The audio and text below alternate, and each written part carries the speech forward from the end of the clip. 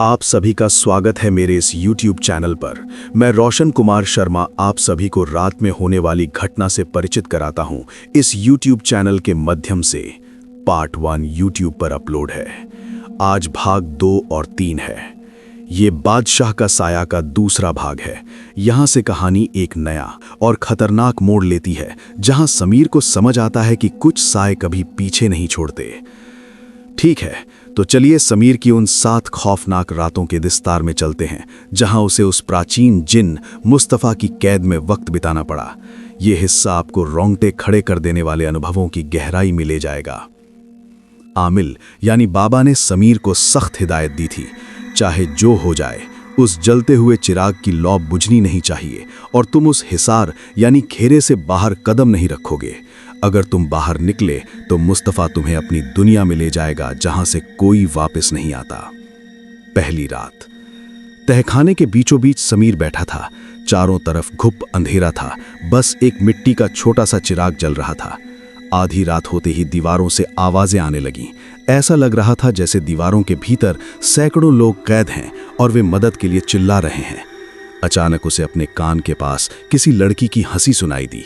वो हंसी धीरे धीरे रोने में बदल गई।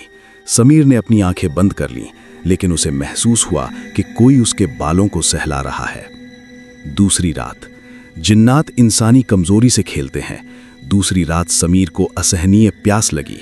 तभी उसने देखा कि घेरे के ठीक बाहर एक मटका रखा है, जिसमें से ठंडा पानी छलक रहा है। जैसे ही वो हाथ बढ़ाने वाला था, उसे बाबा की बात याद आई।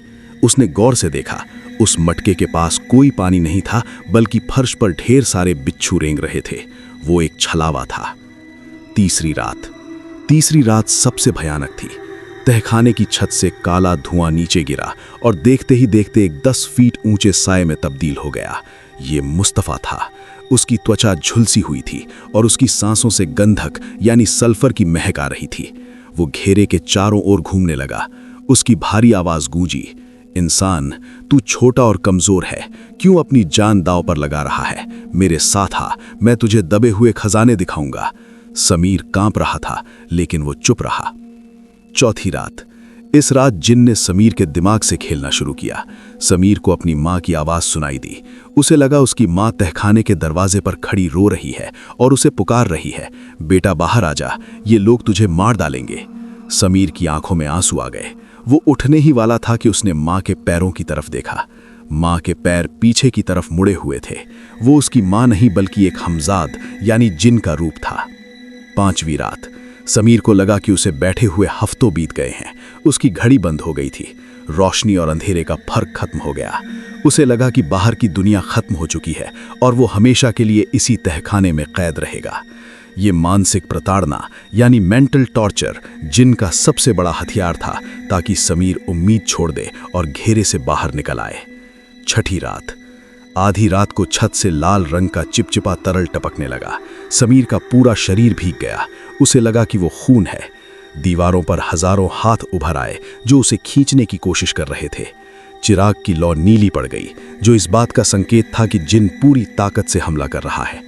समीर ने जोर जोर से प्रार्थनाएं पढ़ना शुरू कर दिया। सातवीं रात। आखिरी रात सन्नाटा इतना गहरा था कि समीर को अपने दिल की धड़कन किसी नगाड़े की तरह सुनाई दे रही थी। मुस्तफ़ा अपने असली और डरावने रूप में प्रकट हुआ। उसने समीर को डराने के लिए अपनी पूरी ताकत लगा दी।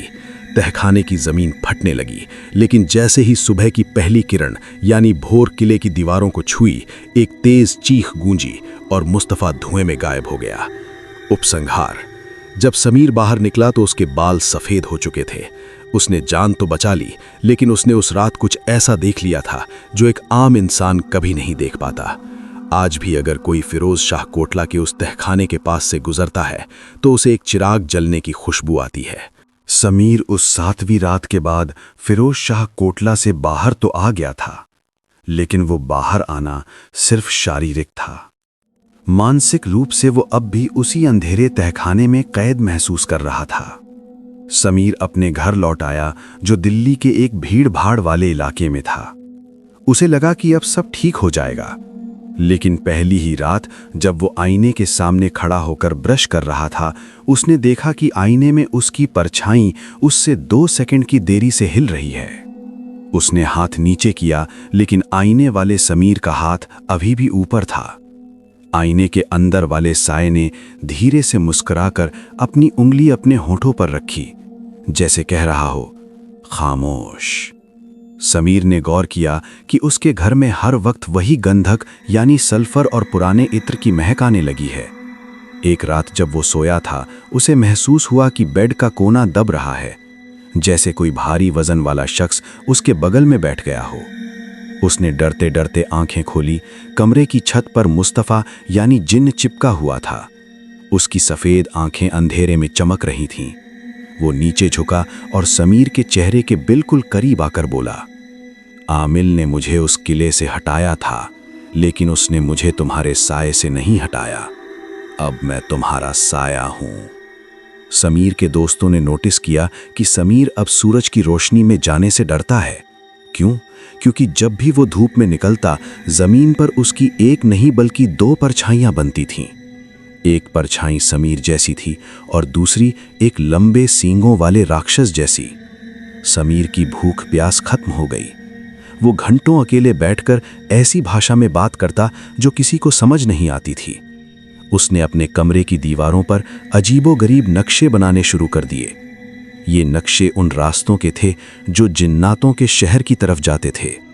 समीर भागकर वापस उसी आमिल यानी बाबा के पास पहुंचा। बाबा की झोंपड़ी में कदम रखते ही वहां रखे सारे मिट्टी के बर्तन एक साथ टूट गए। बाबा ने समीर को देखते ही अपना सिर पकड़ लिया। गुनाह हो गया, बाबा चिल्लाए। उस जिन ने अपनी रूह का एक हिस्सा तुम्हारे अंदर छोड़ दिया है। वो तुम्हें मारना नहीं चाहता, वो तुम्हारे शरीर का इस्तेमाल करके इंसानों की दुनिया में राज करना चाहता है। बाबा ने बताया कि इसे खत्म करने का अब एक ही रास्ता है, रूहानी हिजरत। समीर को एक ऐसी जगह जाना होगा जहां कभी सूरज की रोशनी ना पहुंची हो और जहां का पानी पवित्र हो। बाबा समीर को दिल्ली की एक पुरानी सूखी बावली यानी स्टेपवेल पर ले गए। कहा जाता था कि उस बावली की गहराई में एक ऐसा दरवाज़ा है जो सीधे रूहानी दुनिया में खुलता है। जैसे ही वो सीढ़ियां उतरने लगे, हवा का दबाव बढ़ने लगा। मुस्तफ़ा का साया समीर के शरीर से बाहर निकलने की कोशिश करने लगा। समीर का शरीर हवा में ऊपर उठने लगा और उसकी हड्डियां टूटने की आवाज़ें आने लगीं। बाबा चिल्लाकर बोले, समीर, अपना नाम पुकारो। अगर तुम अपना नाम भूल गए तो मुस्तफ़ा हमेशा के लिए तुम्हें ले जाएगा। बावली के तल पर एक काला कुआं था। बाबा ने समीर को उस कुएं में कूदने को कहा। समीर ने जैसे ही छलांग लगाई, एक भयानक चीख गूंजी जिसने पूरे इलाके को हिला दिया। कुएं में कूदने के बाद समीर कहां पहुंचा? क्या वो बच पाया या वो जिन्नों की दुनिया का हिस्सा बन गया? समीर को लगा था कि कुएं में कूदते ही उसकी जान चली जाएगी, लेकिन जैसे ही उसने पानी को छुआ, उसे लगा जैसे वो पानी नहीं बल्कि ठंडी हवा का एक झोंका था। वो डूबता गया, लेकिन उसे सांस लेने में कोई तकलीफ नहीं हो रही। जब समीर की आंख खुली तो वो एक ऐसी जगह पर था जो बिल्कुल दिल्ली जैसी दिखती थी, लेकिन वहां सब कुछ राख के रंग का था। आसमान लाल था और वहां सूरज की जगह एक काला गोला चमक रहा था। ये आलमे अर्श था, जिन्नों की समानांतर दुनिया। समीर ने देखा कि हजारों साए सड़कों पर घूम रहे थे। वे सब इंसानों जैसे दिखते थे, लेकिन उनकी आंखें नहीं थीं। तभी उसे अपनी ओर मुस्तफ़ा को आते देखा। अब वो धुएं जैसा नहीं था, बल्कि एक विशाल कदकाठी के सुल्तान की तरह दिख रहा था। मुस्तफ़ा ने समीर से कहा, तुम यहां मरकर नहीं आए हो, तुम यहां जिंदा लाए गए हो। मेरा शरीर सदियों पहले इंसानी दुनिया में दफन कर दिया गया था। मुझे वापस जाने के लिए एक इंसानी लिबास चाहिए। अगर तुम मुझे अपना शरीर दे दो तो मैं तुम्हारे परिवार को वो दौलत दूंगा जो 7 पुश्तों तक खत्म नहीं होगी। समीर को समझ आ गया कि मुस्तफ़ा उसे लालच दे रहा है। उसने देखा कि वहां कोने में एक पुराना संदूक रखा है जिससे सफ़ेद रोशनी निकल रही थी। उसे बाबा की एक बात याद आई। बाबा ने कहा था कि जिन्नों की दुनिया में जो चमकता है वही उनका सच होता है। समीर उस संदूक की तरफ भागा। मुस्तफ़ा दहाड़ता हुआ उसके पीछे लपका। जैसे ही समीर ने संदूक खोला, उसके अंदर एक पुरानी मिट्टी की सुराही और एक चांदी का खंजर था। जैसे ही उसने खंजर उठाया, मुस्तफ़ा रुक गया। वो खौफ में था। उसे मत छूना, वो सुलेमानी खंजर है, मुस्तफ़ा चिल्लाया। समीर ने बिना सोचे खंजर को अपनी हथेली पर मारा और अपना खून उस सुराही में टपका दिया। अचानक पूरी सल्तनत कांपने लगी, जमीन फटने लगी और मुस्तफ़ा उस फटी हुई जमीन के अंदर खिंचने लगा। उसने चीखते हुए कहा, तुमने मुझे कैद कर लिया समीर, लेकिन याद रखना, जिस सुराही में तुमने अपना खून दिया है, अब तुम्हारी जान उसी में कैद है।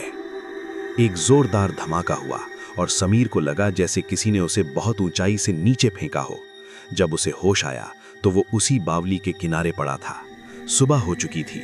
बाबा उसके पास बैठे थे, लेकिन बाबा का चेहरा पीला पड़ गया था। समीर ने अपनी जेब में हाथ डाला तो वहां वही मिट्टी की सुराही थी। अब वो ठंडी थी और उसमें से इत्र की हल्की महक आ रही थी। समीर अब पूरी तरह ठीक था। वो आईने में अपनी परछाई भी देख सकता था। लेकिन एक रात जब वो सो रहा था, उसने सुराही से एक धीमी फुसफुसाहट सुनी। उसने सुराही को कान से लगाया। अंदर से मुस्तफ़ा की आवाज़ आई, शुक्रिया समीर, मुझे इस सुराही में लाकर तुमने मुझे फिरोज शाह कोटला की कैद से आज़ाद कर दिया। अब मैं जहाँ भी तुम जाओगे तुम्हारे साथ रहूँगा। मैं अब तुम्हारा दुश्मन नहीं, तुम्हारा गुलाम हूँ। लेकिन याद रखना, गुलाम कभी कभी अपने मालिक से ज़्यादा ताकतवर हो जाता है। समीर ने सुराही को एक अलमारी में बंद कर दिया और उस पर ताला लगा दिया। लेकिन उसे पता था कि उसकी जिंदगी अब कभी सामान्य नहीं होगी। समीर अब एक जिन्नों का स्वामी बन चुका था। लेकिन क्या वो मुस्तफ़ा की ताकत का सही इस्तेमाल करेगा या मुस्तफ़ा उसे अंदर से ख़त्म कर देगा?